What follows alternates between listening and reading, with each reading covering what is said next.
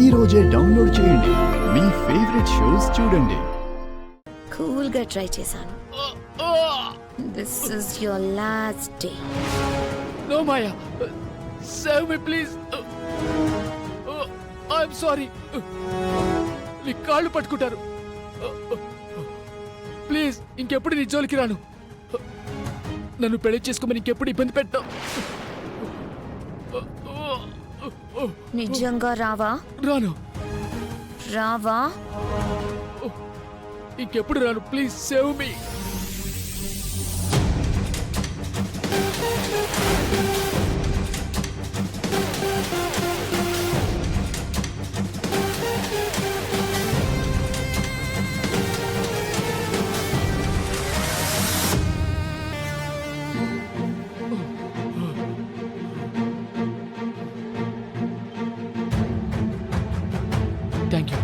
Thank you so much. Thank you so much.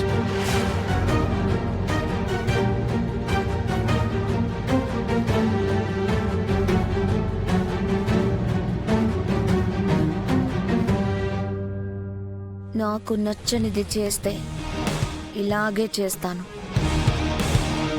నాకు నచ్చింది సాధించుకోవడం కోసం ఇలాగే బిహేవ్ చేస్తాను.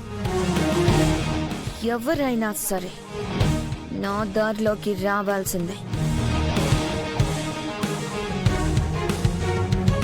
మాయా,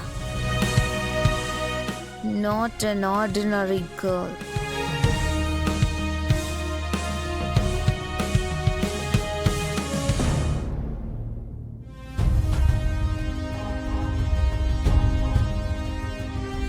అవని, చెప్పండి సార్. మన ఆఫీస్లో ఈరోజు కొత్త ఎంప్లాయీ ఒకరు చేరారమ్మా. కంపెనీకి సంబంధించిన కొన్ని వర్క్స్ని నువ్వు అతనికి అసైన్ చేయి. అతనికి అప్పగించాల్సిన వర్క్స్ డీటెయిల్డ్గా ఈ ఫైల్లో ఉన్నాయి. వర్క్ ప్రొసీజర్స్ ఎక్స్ప్లెయిన్ చేయి. మన సిస్టమ్స్ని క్లియర్గా చెప్పు. అతను ఏం చేయాలన్నా నీ ఆర్డర్స్తోనే చేయాలి. వితౌట్ యువర్ నోటీస్ తనేమీ చేయకూడదు. ఏదైనా మిస్ఫైర్ అయితే బాస్ నన్ను క్వశ్చన్ చేస్తారు. తర్వాత నేను నిన్ను క్వశ్చన్ చేయాల్సి వస్తుంది. సో రెస్పాన్సిబిలిటీ అంతా నీదే. Be careful. Okay sir. అతనితో నేను మాట్లాడతాను. ఆ క్యాబిన్లో ఉన్నాడు. Okay sir. Go head.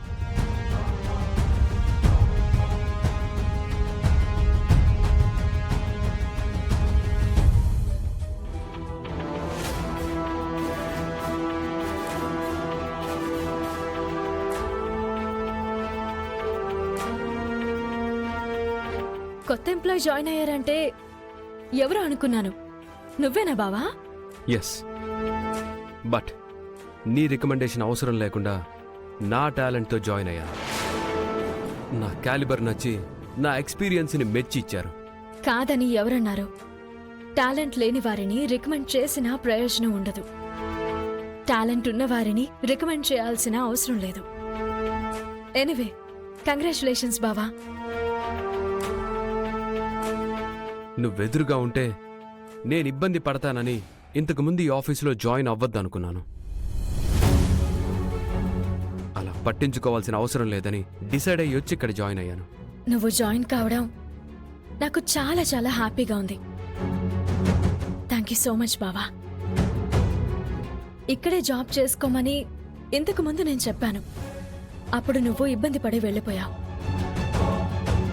ఇప్పుడు నీ అంతటా నువ్వుగా వచ్చావు. నేను నీకు ఎదురుగా ఉండడం నీకు ప్రాబ్లం ఏమో కానీ నువ్వు నాకు ఎదురుగా ఉండడం నాకేం ప్రాబ్లం లేదు. నిన్ను చూసుకుంటూ బ్రతికేయచ్చు. ఎవరి వర్క్ వాళ్ళది. నువ్వు నన్ను డిస్టర్బ్ చేయొద్దు, నేను నిన్ను డిస్టర్బ్ చేయను. బట్ బావా, ఇప్పుడే నా పై పోస్ట్లో ఉన్న మురళి గారు ఏం చెప్పారంటే ఈ వర్క్ని నీకు అసైన్ చేయమన్నారు. అలాగే నువ్వు నా గైడ్ లైన్స్ని ఫాలో అవ్వాలి అని చెప్పారు. నేనేం అబద్ధం చెప్పడం లేదు. అనుమానం ఉంటే నువ్వు వెళ్ళి క్లారిటీ తీసుకోవచ్చు. అవసరం లేదు. తమరిక్కడ జనరల్ మేనేజర్ అయ్యారు కదా, తమరికి ఆ మాత్రం సీన్ ఇచ్చుంటారు. అందుకే కొమ్ములొచ్చాయి. కొమ్ములా? ఏవి? ఎక్కడా? నాకు కనిపించడం లేదే. ఈ వెటకారాలే వద్దు. ఒక్క విషయం బావా, నేను చెప్పినట్టు నువ్వు పని చేయాల్సి వస్తున్నందుకు నువ్వేం ఈగో ఫీల్ కావాల్సిన అవసరం లేదు. ఏదైనా సరే నేను ప్రొఫెషనల్గానే తీసుకుంటాను, పర్సనల్గా తీసుకోను. కలిసి పనిచేద్దాం, కలిసి ముందుకు అడుగు వేద్దాం. పెళ్లి సమయంలో 7 అడుగులు వేసినట్టు. నువ్వు చెప్పిన పని వింటాను, అంతవరకు ఓకే. బట్ నాదొక కండిషన్. ఏంటది? మన పెళ్లి విషయం ఇక్కడ ఎవ్వరికీ తెలియకూడదు.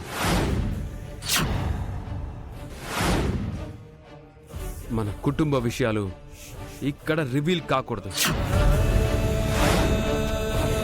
నేను నీ భర్తనని నువ్వు ఎవ్వరికీ చెప్పొద్దు. నువ్వు నా భార్యవని ఎవ్వరికీ నేను చెప్పను.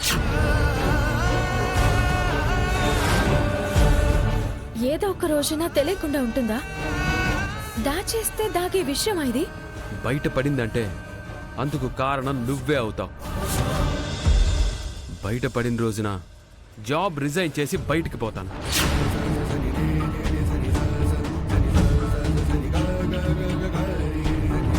ఓకే బావా, కానీ ఓ విషయం గుర్తుంచుకో, ఏదో ఒక రోజున అవని నా మరదలు, నా భార్య అని నీ అంతటా నువ్వే చెప్పేలా చేస్తాను.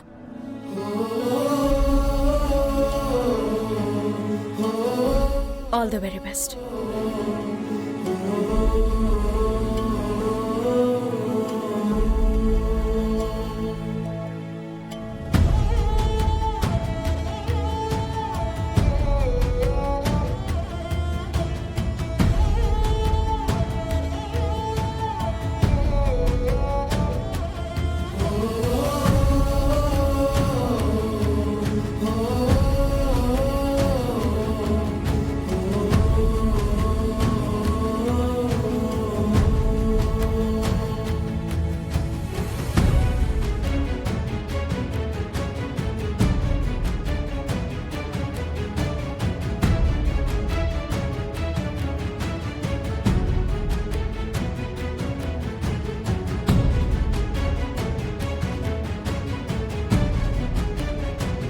నేను నీ భర్తనని నువ్వు ఎవ్వరికీ చెప్పొద్దు.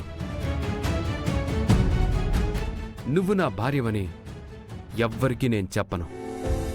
ఎవరు ఎన్ని రకాలుగా నా గురించి చెప్పినా బావ మాత్రం నా చెయ్యిని ఎప్పుడూ విడిచిపెట్టడని అనుకున్నాను. బావ ఈ విధంగా తయారవుతాడని ఎప్పుడూ అనుకోలేదు.